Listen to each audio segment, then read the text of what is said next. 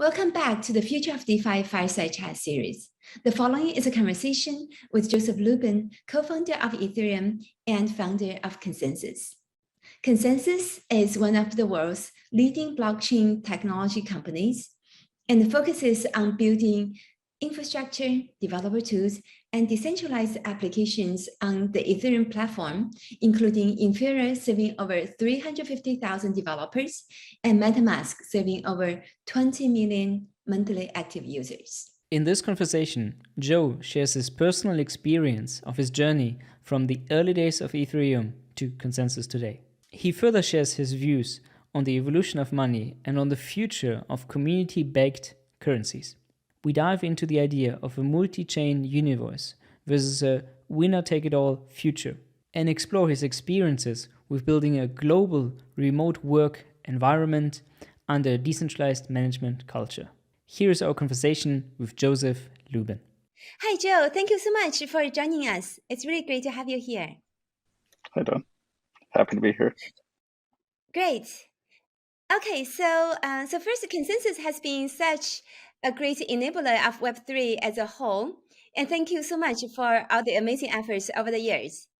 And you were present at the very birth of Ethereum as well. Can you share your story about the early days of this groundbreaking endeavor and also how you subsequently started Consensys? The very birth of Ethereum was somewhere in November 2013, and I was not present for that. I believe that was Vitalik writing furiously on his laptop in a hotel room, putting the first iteration of the white paper together.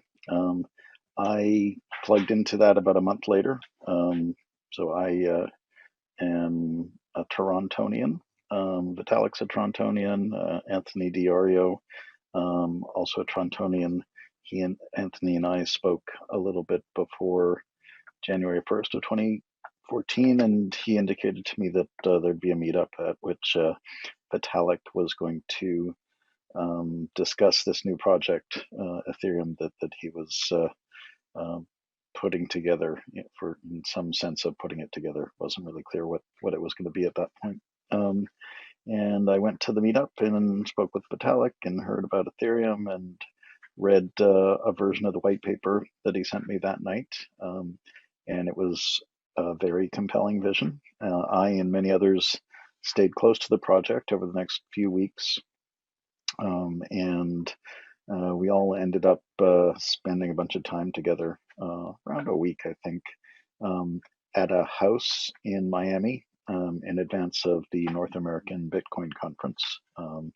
And Vitalik was scheduled to deliver his paper at that conference. And so it was, I think 11 people were staying at that house, but they're regularly 20 and 25, 30 people in and around the house talking about general excitement, but a lot of Ethereum excitement. And when he delivered the paper, it was a very big room, and it was a few people deep at the back. There was that much excitement even that early,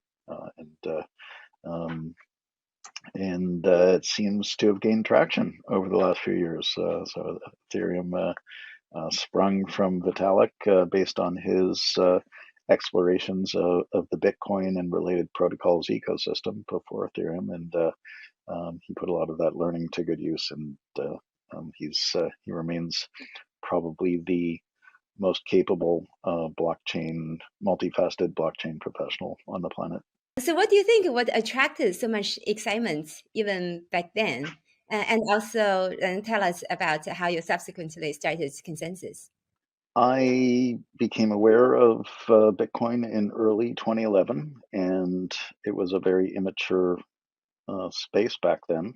So it didn't make sense to me to try to jump in and build a business. I stayed very close to all the developments in the ecosystem, and it was possible to read pretty much everything. It soon, a year and a half later, it started becoming clear that this new invention, decentralized protocols, the issuance of decentralized tokens, a new kind of money system, and the establishment of a new kind of trust foundation based on massively decentralized protocols should be applied to everything, not just a narrow implementation of money or a financial instrument. And so there were a bunch of projects in that era. There was MadeSafe, there was BitShares, Counterparty, Mastercoin. There were a bunch of colored coins projects, and a handful of others.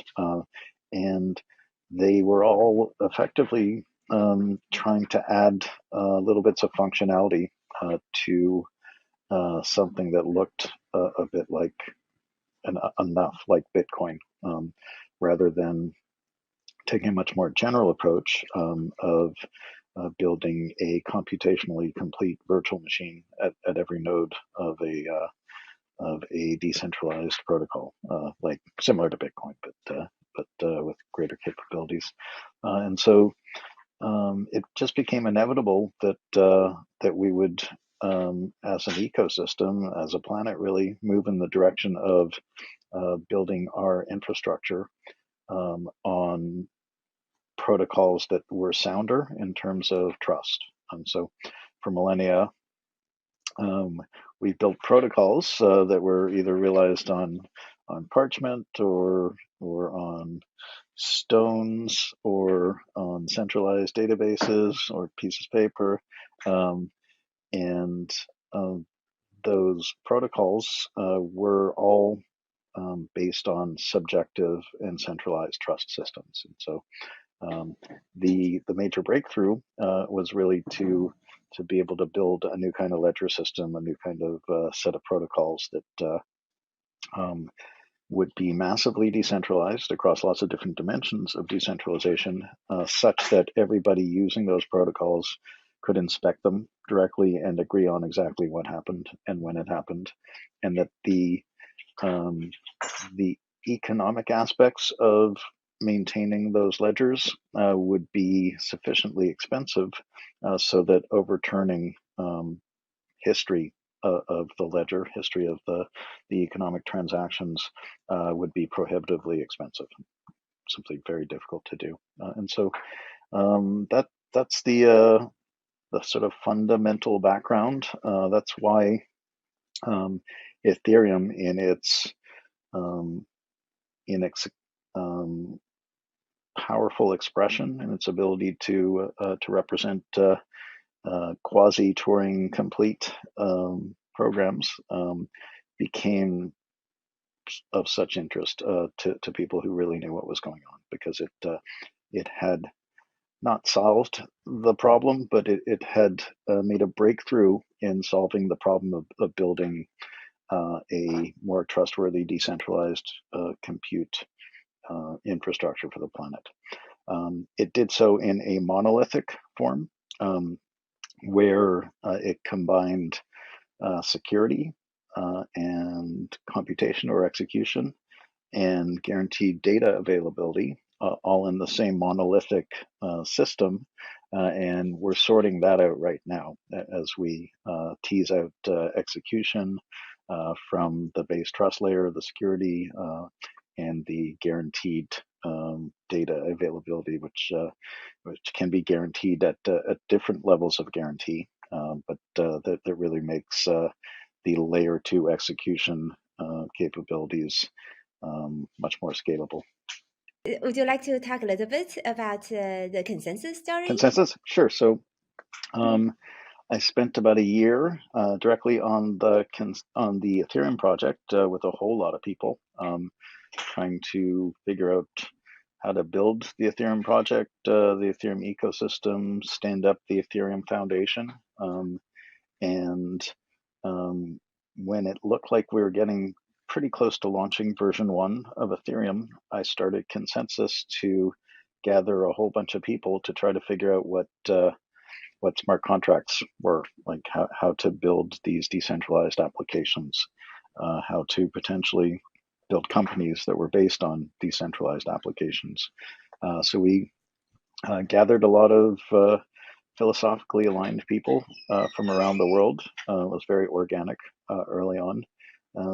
And we tried to build little things like an accounting system and an app store. And we realized, hey, it's really hard to build applications with no developer tools. And effectively in an ecosystem that didn't yet exist for customers that were non-existent. And so we ended up just building tools for ourselves. We scratched our own itches.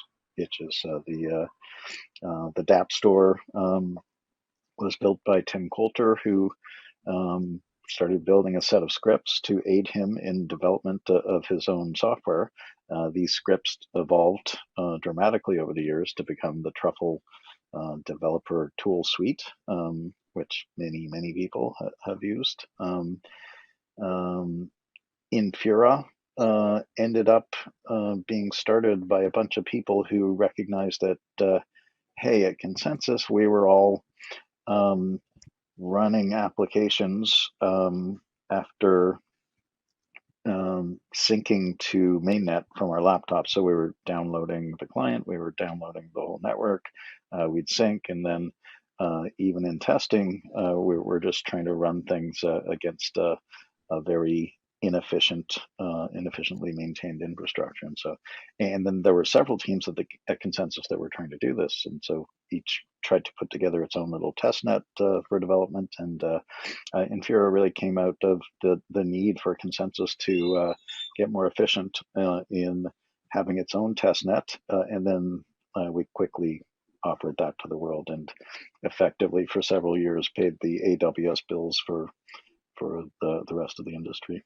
Yeah, it's amazing how right, you started really early in the space and led to all this great development. So when you started, could you share what were your expectations? Did you expect that Ethereum and Consensys would be so successful just a few years afterwards? So when I read Satoshi's white paper, I felt like pretty immediately that, hey, this would change everything. I um, I've always been a technologist, mostly cared about technology and science, but I did spend some time in the world of finance, and that led me to believe that, hey, we were all in a lot of trouble because the monetary systems looked like they were end of life and going bankrupt. There wasn't a lot of trust in the system. There was way too much debt in the system to be serviced.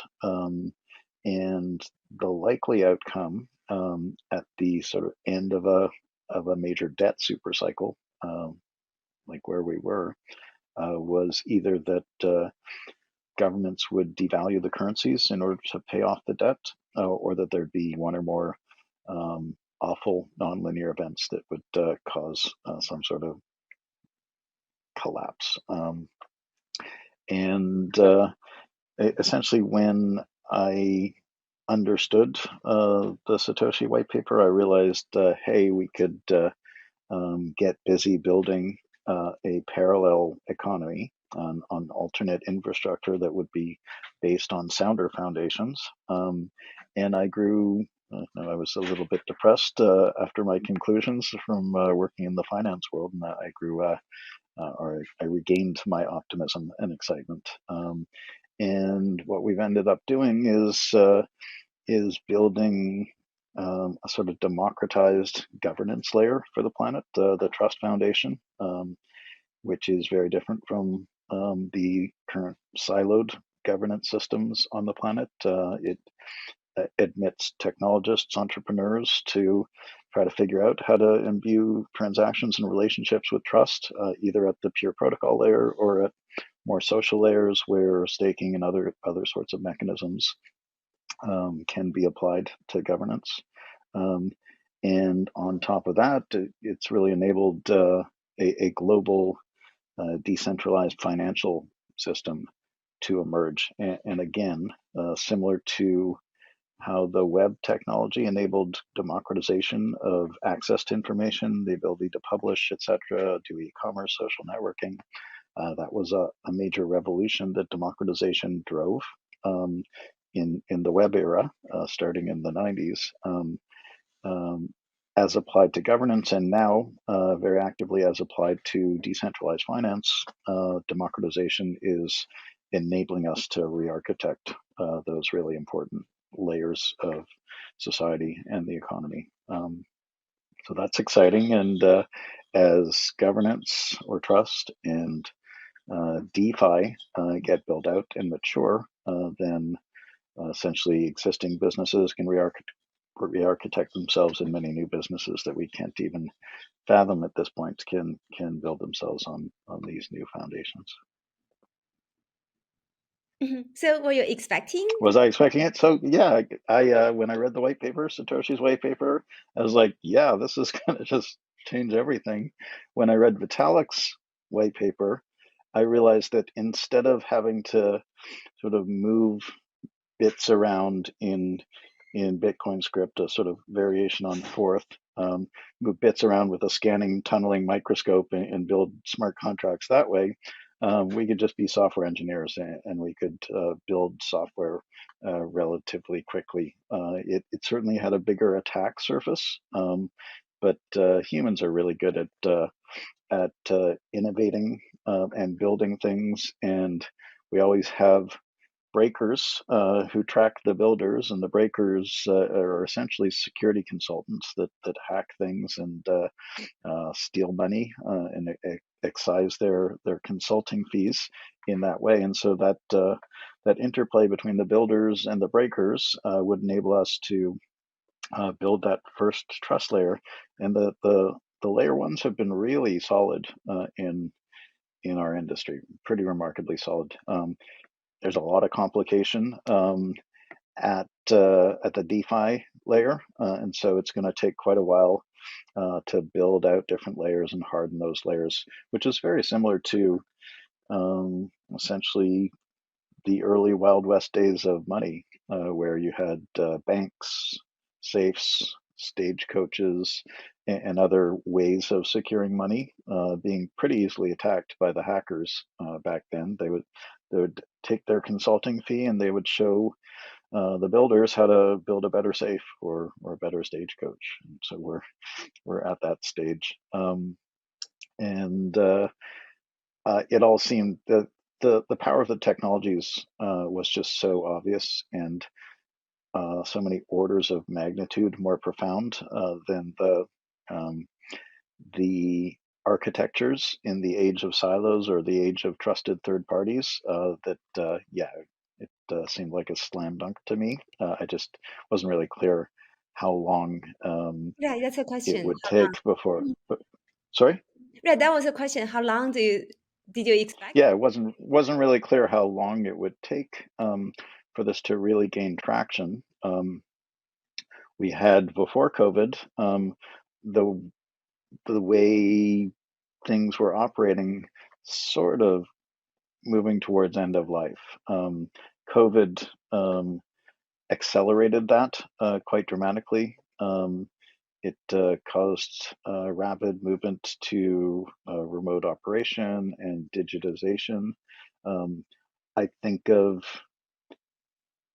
the way the web evolved for the first 20 years of this century as a sort of hangover from the economy of the 20th century, where the economy of the 20th century was all about atoms. The future economy is all about bits. The economy of the 20th century was all about getting atoms configured just right and delivering them just in time to meet consumer demand. And if there isn't enough consumer demand to make enough money, then you manufacture some consumer demand with advertising and sell people more atoms that they probably don't need. As automation, robots, etc., start to make it possible for our physical needs to be met increasingly inexpensively and easily, it will really free all of us as humans, as embodied intelligences, human or otherwise, to be creative, to focus on constant education, gamification of everything. Essentially, the world of bits that we're emerging into is going to be really exciting. And so economy of old, it's not over. We certainly need to continue to handle our physical needs, and that'll get easier and easier for a while. But with DeFi, with NFTs, with DAOs, we really are moving into the more natural business model of the web, and so our technology is going to play a huge part in Web3 and Web4 and beyond. And yes, it's happening faster than I think we all expected. So now let's move on to NFT. So what's your take on NFT and Metaverse? What value do you think these technologies bring to society? Why are they important? So non-fungible tokens are probably a profound innovation in programming. The ability to have software objects that are unique, globally unique, that have autonomy, that are guaranteed to operate, that can pay for things autonomously, that can be paid for doing certain things, that can vote on things, or that can be voted on in order to command or affect behavior. That sort of autonomy in software objects is really profound. These systems can serve as digital twins for physical things. So I could both own my house or my car through an NFT representing title effectively, but I could potentially also operate my house or my car through such a programmatic construct. I could lend you my car and keep the trunk and the glove compartment locked up via some sort of programmatic interface on my phone or something like that. Digital twins representing people or other sorts of things are potentially really valuable. The artist community has been profoundly moved by this technology because for the first time in probably human history, well, maybe early on, they had more direct relationships to their customers without the intermediaries sucking up all the value. But for the first time in recent history, artists are able to directly interface with their fans, with their consumers, whether the artists are musicians or video or visual artists or sports artists, and they can essentially package up their work, sell it, monetize it in other sorts of ways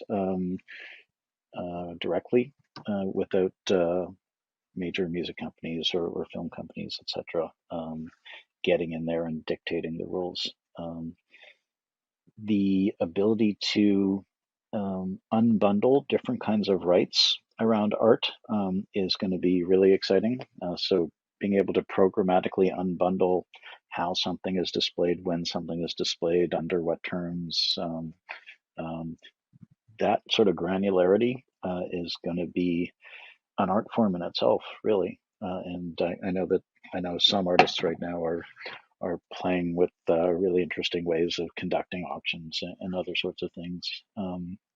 So not only will making the art be an art form, but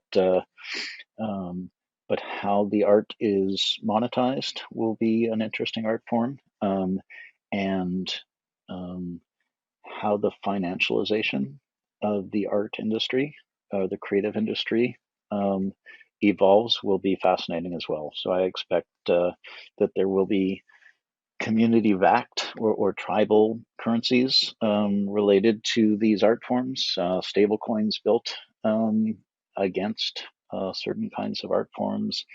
And artists are often technologists to some degree, or like the gamification of things. And so I anticipate that NFTs will have a huge role in DeFi. Essentially, non-fungible tokens in the legacy economy are trillions of dollars worth of value, whether they're titles on homes or cars or whatever. And so I expect NFTs to play a huge role in DeFi. And DeFi will not be identical to DeFi for fungible tokens, but it'll have a lot of the same mechanisms. It'll rhyme significantly. Yes, it's amazing to see all these new applications and capabilities that this type of new technologies can bring. So now let's talk a little bit about the different aspects of the blockchain world. So in the beginning, there was Bitcoin, and then you were there for the early days of Ethereum as well. But now we are seeing a proliferation of different layer 1, layer 2, and bridge solutions. So what future multi-chain topology do you expect? Will there be one or a few significant winners, or you think it will be a wide, collaborative, and decentralized ecosystem with many blockchains and platforms serving different use cases and so on? Sure, I think there'll be very many winners. I think the design space of computation, bandwidth, storage, etc., is vast. Now we're bringing trust into the mix and digital assets into the mix. So very exciting, likely explosion of innovation ahead of us. As I said earlier, we started thinking about blockchains as monolithic architectures where all the functionalities were glommed into the same protocol, and essentially you ran a piece of software that was the blockchain. Everything you could possibly ever want to do would be handled by that node and its sister and brother nodes. But just like everything else in human history, modularization makes a lot of sense in making things more effective and more efficient. And so one big aspect of modularization separates the trust layer from the execution components and from the data availability systems. And so it is looking a lot like Ethereum has a really big lead at winning the trust layer. Ethereum as a project and Bitcoin as a project have both focused assiduously on maximizing decentralization. Neither of these projects have taken shortcuts, reducing security or decentralization so that they could crank up the number of transactions per second. It's great that some of those projects have taken those shortcuts because they've been able to onboard more people to somewhat decentralized and somewhat secure platforms. And a lot of bridges are being built between those different systems and one another and to Ethereum. But the future, especially post merge of Ethereum 1 and Ethereum 2, which is looking like it's going to happen in Q2 of 22, the future will very much look like a small number of maximally decentralized layer ones. Ethereum may be joined by others. Who knows? Maybe Bitcoin will get its stuff together and figure out how to support more expressive programs a little bit better. But Ethereum has a massive lead in being that security layer. Post the merge, Ethereum also has a massive lead in providing guaranteed data availability to this whole network of interoperating blockchain systems. Execution is happening in cool projects like Near and Polkadot and Cosmos and Solana and Algorand and Avalanche, and all of those projects. And Oasis. Oh shoot! Sorry about that. Oops. No worries. I was just teasing you. So all of those projects, in my opinion, compete with the layer twos that are emerging on Ethereum. And so the loop rings, the optimisms, the arbitrums, the zk syncs, etc., are bringing lots and lots of transactions per second. Ethereum will be at 100,000 transactions per second when all the 64 data shards, etc., make their data available. And those transactions are really cheap, dirt cheap. So Polygon has got dirt cheap transactions going on, and they're moving to migrate their architecture to Hermes, to essentially a zk sync rollup type architecture with different kinds of data availability.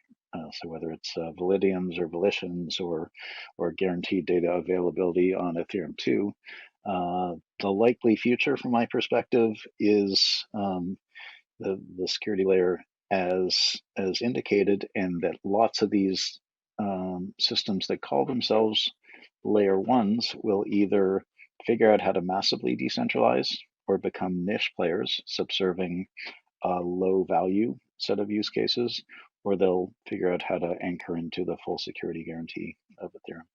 But that's my bias. If your audience wants to read about that, there's a great blog, polynya.medium.com, POLYNYA.medium.com, does a really brilliant job of laying out this vision, essentially, for the architecture of Web3. So just a little side comment. I don't like to blow my own horn. However, I normally actually on the podcast, on the Fireside chat, I never actually talk about Oasis, just to keep things. No, I know, that's why I left it out. I was taunting you, teasing you to see if we could bring it out of you. So one thing was about the monolithic, like Ethereum's monolithic architecture, though. For Oasis was the first one that actually, from the beginning, as you may recall, we talked about separating execution from consensus. Sure. So we actually separate out the layers, the consensus layer, the compute layer, and the storage layer, which is for data availability. So that's exactly how Oasis network architecture was designed from the very beginning. So recently we also wrote a paper actually with colleagues from Infura called Validating Bridge. So essentially summarizes this roll up and all these concepts. The more general form is Validating Bridge, and Oasis actually is the first and only layer one that actually has this concept built in, that has the we call it, essentially has a roll up of this Validating Bridge built into the layer one. Thank you so much. Yes. So moving forwards to regulation, you mentioned earlier the free speech being developing like open sourcing software being an act of free speech. So we've seen some rumors or maybe ideas that developers that the open source software could be punished, right, for doing so. If the DeFi protocol is later on being used in whatever ways, which obviously for developers might be quite shocking, right? So we were wondering, what's your take on DeFi regulations as a whole, right? Whether it's underregulated, overregulated, what challenges would you identify in regulating it at all, if possible, right? I mean, you beautifully laid it out earlier.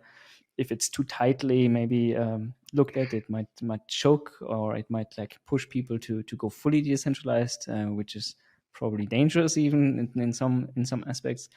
What's your take on DeFi regulation?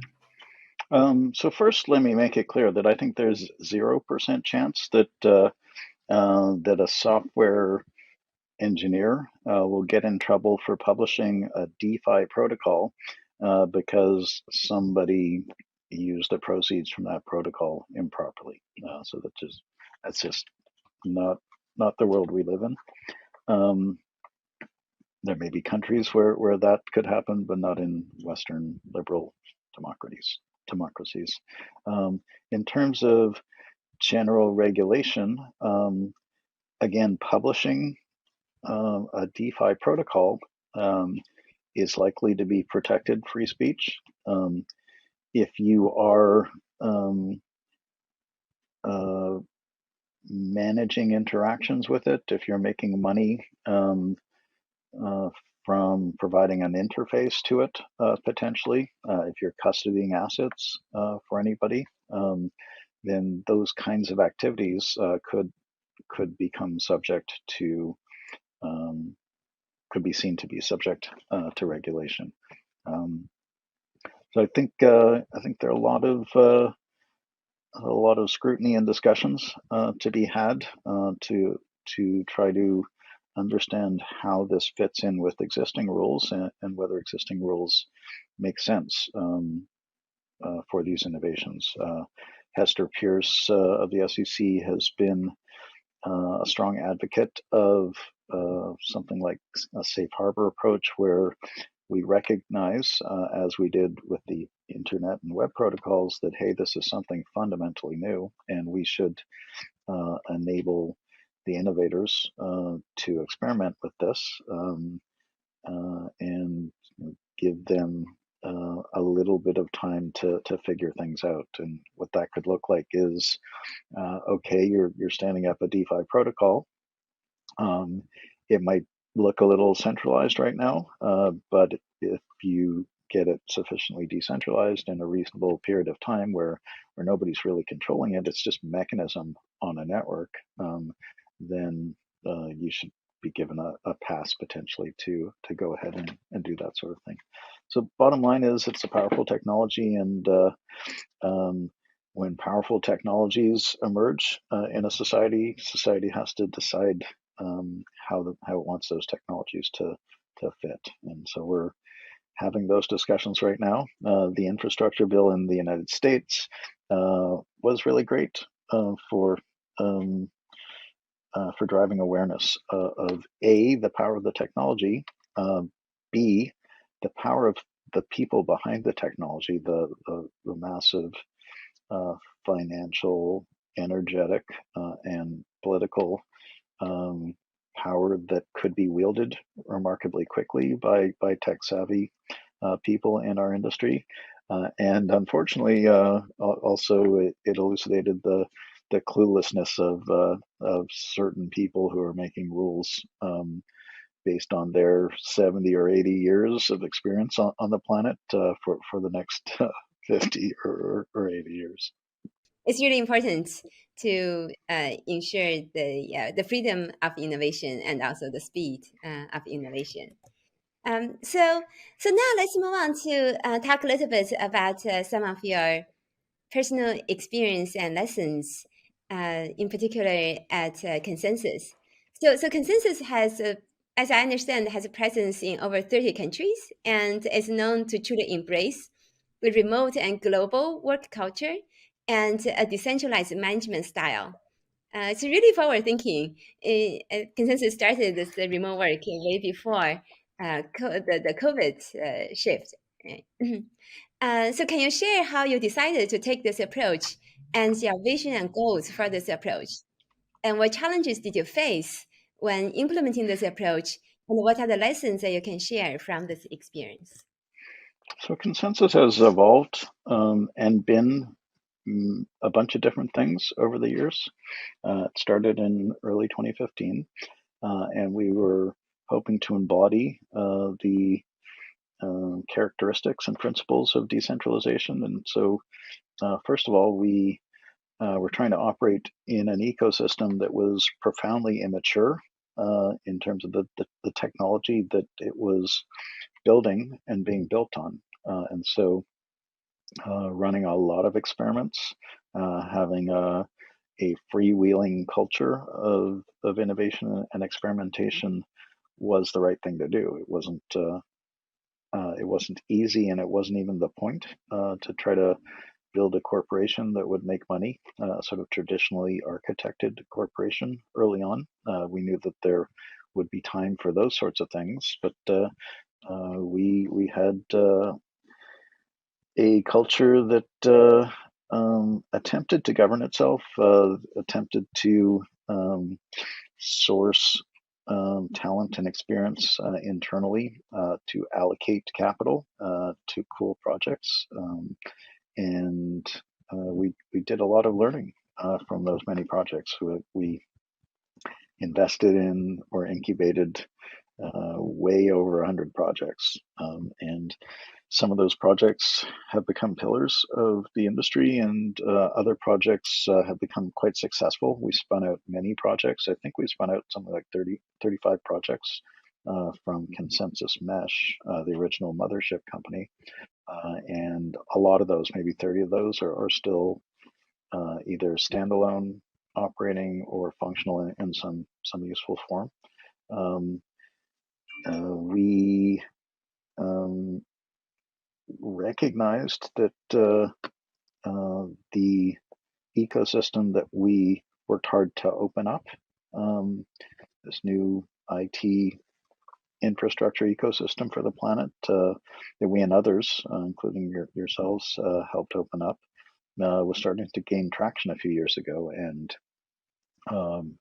more established companies and lots of startups were flooding into our ecosystem, and we needed to figure out how to compete and start thinking about how to monetize and become financially sustainable. And so that first company, Consensys Mesh, continues to operate, continues to incubate some projects, and mostly what it does these days is it manages a portfolio of equities and tokens. It also does look for the occasional new project to incubate or invest in.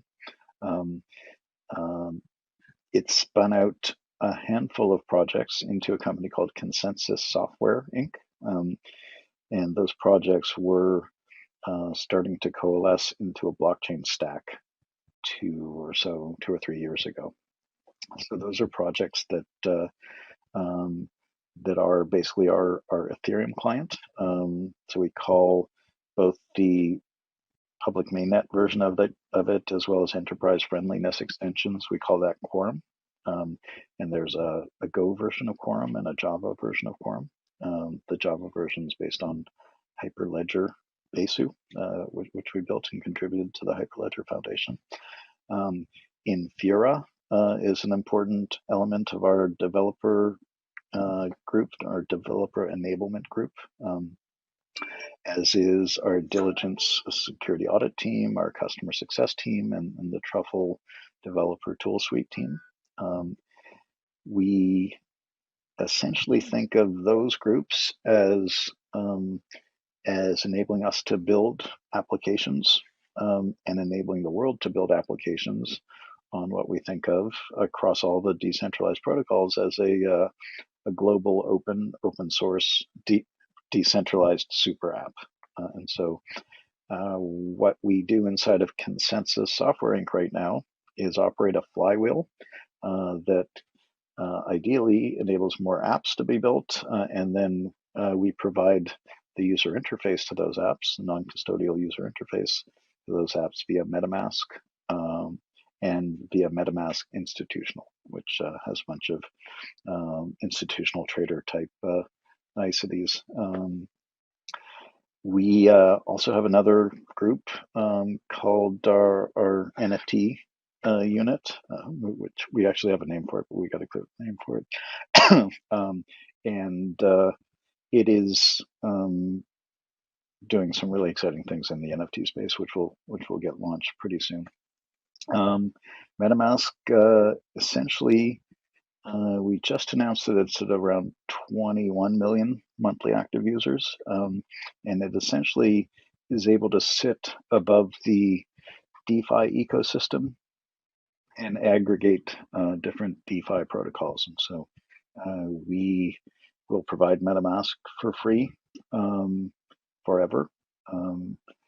But there are some pieces, some added functionalities like the ability to swap between tokens with really the best execution in the ecosystem, because we operate the full stack. We can make sure that transactions are much more likely to execute properly than many of the protocols themselves can, just because we have a broader view on how to make sure things get done. So for some value add things for different financial primitives, we'll continue to offer those in MetaMask. Thank you so much for laying out this broad ecosystem that you've built up, right? Which really shaping Web3 as a whole.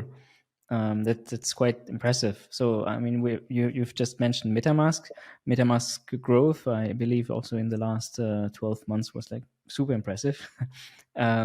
Infura alone just recently surpassed, I think, over 350K developers that is helping, right? And serving over 10 million users, if I recall correctly. So, I mean, you've built so many successful products and teams. Infura services way over 10 million users because MetaMask services way over 10 million users. So many of our students are like have a strong entrepreneurial spirit. So what leadership lessons can you recommend for our early entrepreneurs and students that you think are helpful? And maybe in that line, you might want to share how your average day at Consensys looks like. Follow your passion. Do things that are really interesting to you. The world is exploding in terms of potential and innovation. So just pick something that you like because you'll be able to dedicate a lot of attention and passion to it. Be nice, considerate, sensitive, kind to the people around you. Make everybody better around you, and that kind of positive feedback loop will help them make you better as well.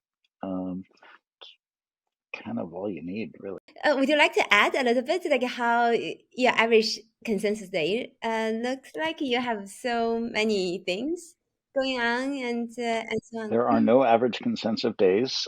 Every day at Consensys is pretty epic, surprisingly epic. There are very few, I can't remember many bad days. That there were certainly difficult periods where we in the ecosystem struggled, but a lot of the struggles were about the more speculative aspects of our ecosystem, the people piling in and buying tokens and wondering when those tokens will moon and running away when those tokens drop in price. But really throughout, we at Consensys have been mostly builders, and the builders have just stayed busy building and growing the ecosystem. So my day sometimes has literally 18 meetings. Some days I only have 4 or 5 meetings.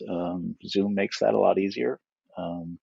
And I do my best to stay in the details as much as possible, although that since early 2011, that's gotten increasingly difficult exponentially.